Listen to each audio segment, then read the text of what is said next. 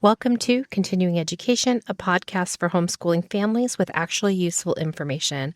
I'm Heidi, and today we're talking about one of the most transformative tools in education.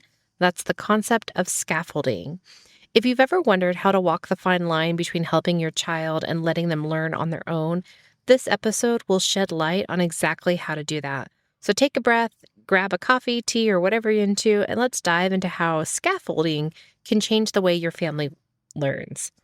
First, let's talk about what scaffolding really means.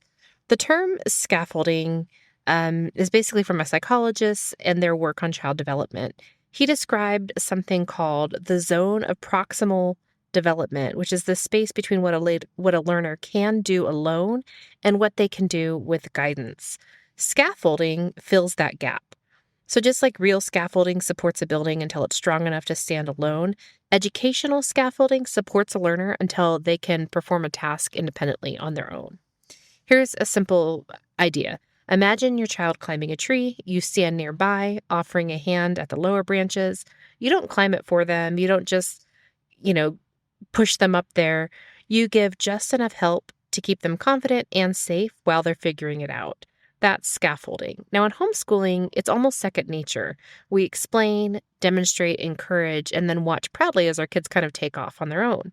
But being intentional about when to step in and when to step back can make that process even smoother. So let's break that process into 3 stages. There's support, transfer, and independence. So stage 1 is support. You model, you demonstrate, you walk through a task together. Maybe in writing, or you co-author a paragraph, you discuss how to start, you talk about how to organize ideas, and you talk about where punctuation belongs. Stage 2 is the transfer stage. This is when you shift from doing it with your child to letting them take the lead while you coach. So, for example, if you're co-authoring a paragraph, they're going to write the paragraph, and they're going to be the ones trying to lead while you're kind of nudging and helping. Then stage 3 is independence. This is the you've got this phase, right? You step back, give feedback afterward, and allow natural learning to happen. Scaffolding is fluid, and you can move back and forth between stages as needed. That's one of the beautiful things about thinking about scaffolding and integrating it into your school day. If your child struggles, you can add a bit more support. If they demonstrate that they're comfortable with the task that you're giving them, you can back off. The art is in sensing when they're ready for each step and learning to negotiate when to go up and back. But let's talk about how this looks in daily homeschooling. So first, let's chat about reading. Here's an example. You can start by reading aloud together, then move to your child reading aloud while you help with tricky words, and finally to independent reading with a discussion afterwards. You scaffold comprehension by asking questions like, what do you think happens next? Or how did that character change? And that's one way that you can kind of build that scaffolding concept around the topic of reading. Let's talk about math. You might begin by modeling how to solve a problem. Then you solve one together, talking through each step. Next, you can challenge your child to try one while you watch and prompt when necessary. And for this step, I actually like to leave our former problem up on the board so they can reference it. It's kind of like they can ask for help by looking at the prior question as a reference without actually asking for help. They're not having to be nudged because they've got that as a reference. And then finally, they practice solo while you check their understanding. So they can do the problem and then you're checking the answer, or you're asking, how did you get to that? Basically just checking their understanding along the way. Moving on to science. So say your child's designing an experiment. Early on, you might help choose materials or structure the question, but later you might simply ask, what's your plan for testing that? Or how could we record the results? You're not saying, hey, you're going to need to control the results. Do you remember how we learned how to do that, last week? No, you're just saying, how are you going to do that? Because they've already been taught this information. You're just asking the question and allowing them to kind of retrieve it from their brain and bring it to the forefront. The last subject example that I could come up with was life skills. Cooking is a perfect everyday example. So the first time you handle the pan and explain each step. The next time your child stirs while you observe. And by the third attempt, they're cooking breakfast with you just nearby, just in case. And that's something that we do in life anyway, right? Is kind of giving them as much responsibility as they can handle in the moment, but we're transferring this concept of scaffolding to other subjects in homeschool. Every subject offers opportunities to scaffold. There are moments where you calibrate help based on your child's readiness, and it's just kind of up to you to find what works best for your kid and finding ways that you can start that process. But there are some common traps that homeschool parents fall into when scaffolding. The first is overhelping, and that comes from love. We want our kids to do well. But when we overhelp, we're doing too much and we accidentally steal the struggle that builds their ability to be independent. So, if you imagine when your kiddo was learning to walk, if we never allowed them to wobble a little while they walked, they'd never learn to balance, right? So you have to give them enough leeway to wobble a little bit in order for them to get to that independent step. The next common trap is under supporting. So I know you're like, oh, so you have to do it just right. Kind of. The good news is that, whether you fall into one of these pitfalls, you can always pull yourself back. But under supporting, this is the flip side. That's expecting total independence way too soon, and that can be really overwhelming to your kiddo. And that's when you get things like tears or frustrations or I can't do this well. I remember when we were first starting to homeschool one of our kiddos, and he would break pencils, and it drove me crazy. And I came up with a consequence for breaking pencils. He would just rip them in half, and it drove me nuts because we were on a very, very limited budget. And I remember that like his consequence for breaking pencils was he's going to have to pay me like a quarter for every pencil he broke. So it was something like that. The point was that there was a consequence of this, but the real truth is that he was breaking a pencil because he was way too frustrated for what I was giving him and the expectation that he was ready to do it more on his own than he really was. And so kind of when you get those tears, you get that frustration, that's your indication that you've turned them on to independence a little bit too soon, and you need to go back into a prior step and build the scaffold a little bit more. So we kind of talked about how every scaffolding can builds into the subjects of math and science and reading, right? But here are some tools that you can use that are kind of across all subjects. So you can do think aloud modeling. I do this a lot, even for things like when I'm driving, and my kiddo's learning how to drive. I'm kind of thinking aloud the modeling by thinking out loud, the things that I'm kind of going through in my mind. I'm narrating my thought process as I solve a problem or as I'm driving or as I read a book.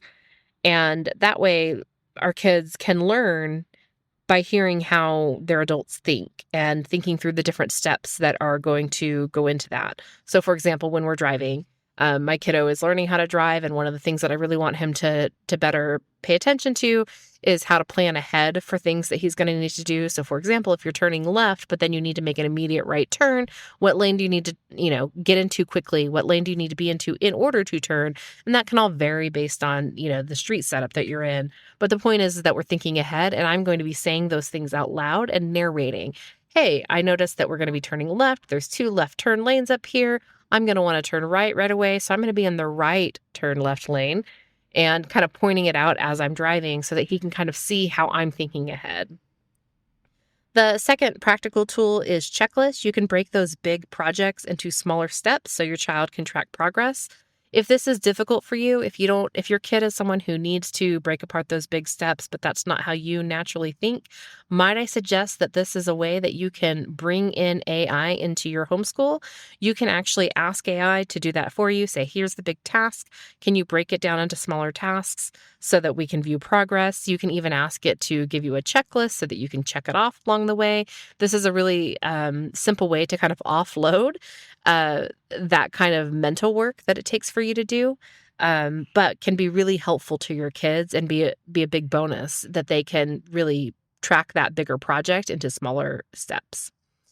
Another thing you can do is give them sentence starters. So for writing, for example, or even science, really any subject you can do this. You can provide like an opener, like I believe, or one reason is, to just get them started. Sometimes kids, I know that for my own kiddos, sometimes the idea is just too big in their head, that they just need a couple of words to help get it out because they don't even know how to start that frame of reference. So giving them a little sentence starter can help them kind of come to the rest of the sentence. And a lot of times I find with my own kids, they actually go back and amend the sentence and create something that's original to their own thinking anyway. You can also ask them guided questions. So instead of correcting them, so if they get a question wrong, for example, you could say, "How did you reach that answer?" Or "What could we try differently?" Basically, you're asking questions about how they got there, or asking questions in order to guide them in the way that they need to go, and that allows them to think through their own process and teach them how to critically think how they arrive to their conclusion. And then the last thing, I love visual aids. We have graphic organizers in our home. We have math manipulatives. We have sticky notes. We have big sticky notes that go on the wall. Basically anything that helps keep those complex tasks concrete. We have these big sticky notes that are like the, 12 inches by 18 inches kind of thing that go on the wall. While my kiddo is learning math, I might be sitting there with my big sticky note and my marker, and I'm writing down the 3 simple steps that they give us in the math video so that I can put it on the wall as we walk through the next steps in math to learn together. That's a good way to reference something without having to go back into the video or pull through their notes or something like that. It's just on the wall, graphic organizer. It's there for reference at any time. The best scaffolds are intended to be temporary, flexible, and individualized to what your kiddo needs. Think of them as kind of like training wheels, right? When you don't need them anymore, when you've got your balance and your confidence are in place, you can remove them and then you can just ride your bike.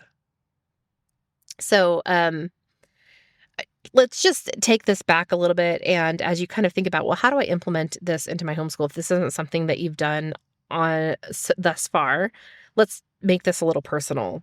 Think of one learning struggle that your child faced recently. And I know we all have them. We have something that our kid has encountered that's been frustrating.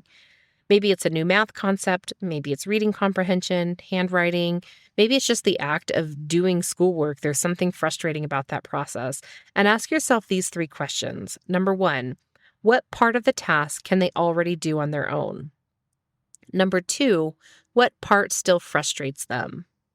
And number 3, what small step could I model, guide, or simplify in order to help them move forward? And you might find that your child doesn't need a whole new curriculum when they get frustrated. They just need a new layer of support to bridge the gap between what the curriculum is expecting them to do and what they're capable of doing in this moment. If you want to pause the episode, you can write down your thoughts and just jot them down. Scaffolding is most powerful when you notice it in real time. So if you don't have something that came to mind, just keep an eye out and observe in your next week about what pops up. Beyond academics, scaffolding builds confidence and connection. Every time you guide gently rather than hovering around or rescuing, you're communicating to your kiddo that you know that they can do this, that you believe in them. And that message really creates resilient learners who aren't afraid to take risks and they're not afraid of failure.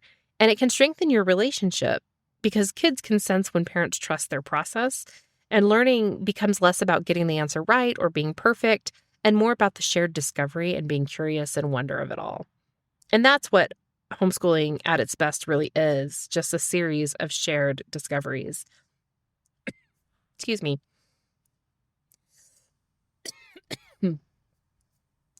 So to recap the heart of today's episode, scaffolding means supporting your child just enough while they learn something new. It happens in stages: support, transfer, independence, and it works because it keeps learning in that just right zone where the challenge meets their confidence level. And it's useful for everything from math to science to writing, but it's also useful for teaching empathy or practical life skills. And remember, scaffolding isn't a sign of weakness or over-involvement. It's the path toward true independence. Thank you so much for joining me today. If today's conversation gave you a fresh idea or a sigh of relief, please subscribe. Please follow us on Substack. We have a Substack that you can access. It's at continuingeducationforhomeschool.substack.com. Or share this with another homeschool parent who could use a dose of encouragement. Until next time, keep learning, keep loving, and keep building strong learners one scaffold at a time.